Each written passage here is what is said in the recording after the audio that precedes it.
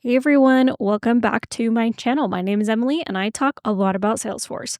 Today we're going to be going over how to create an email field within Salesforce. This one is fairly applicable to most examples, but you're going to want to have a way to contact people. So that's either going to be through a phone number or an email on whatever object you're going to be using. In this example, we are scheduling out different classes for college. And so you're using this as a personal college course tracker that you're going to need to set up for your degree path. So what we're going to do is we are going to add in an email for the professor within this example. But right now we're on the homepage of Salesforce. This is what it should look like when you log into Salesforce.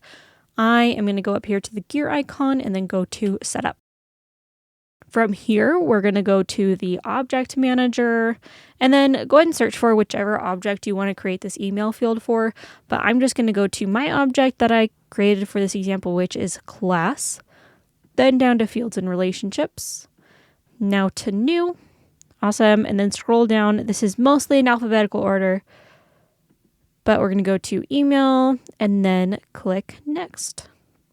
Awesome. Now from here, we're going to type in the name of the field label and the field name.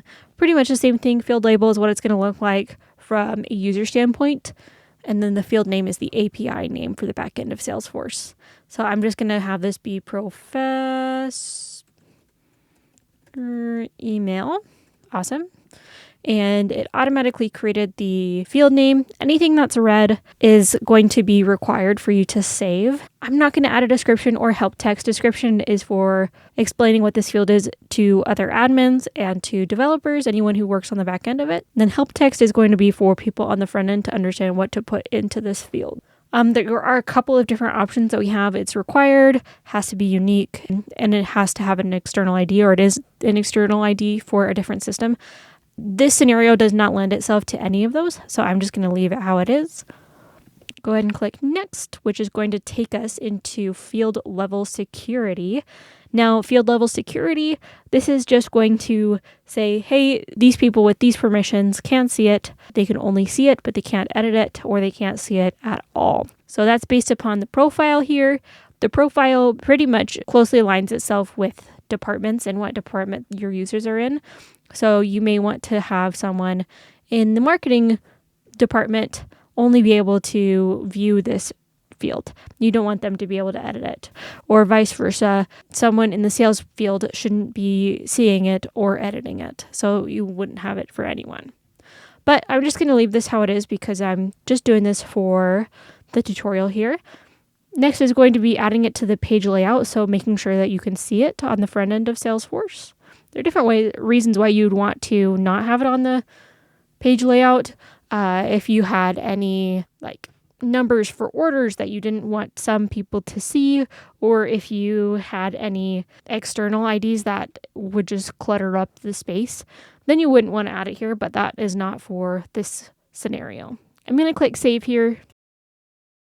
All right, and that one should be, yes, right here.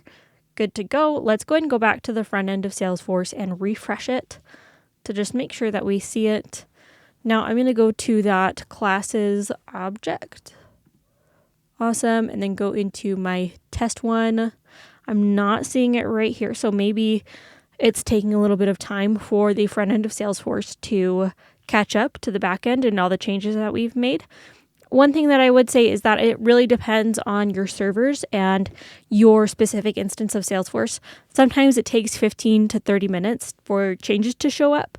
That's pretty normal, but if it gets, over an hour where these changes haven't showed up, then I would double check all of your settings, make sure that it's there. Maybe see if your servers are having any issues, contact Salesforce support, that kind of thing. Let's go and refresh this page to see if it has showed up now. Nope. Let's go ahead and look at the edit. And it's showing up when we try to edit the record. So it will show up on this part over here where the details are. It's just taking a little bit of time, but it will show up. But with that being said, that is how you create an email field within Salesforce. I hope that you found this video helpful. If you did, be sure to give it a like, subscribe. You can check out the courses on Salesforce Upskill, Udemy Business, and on LinkedIn Learning. You can also connect with me on LinkedIn at Emily Call MBA. Thanks so much, and I'll catch you guys in the next one.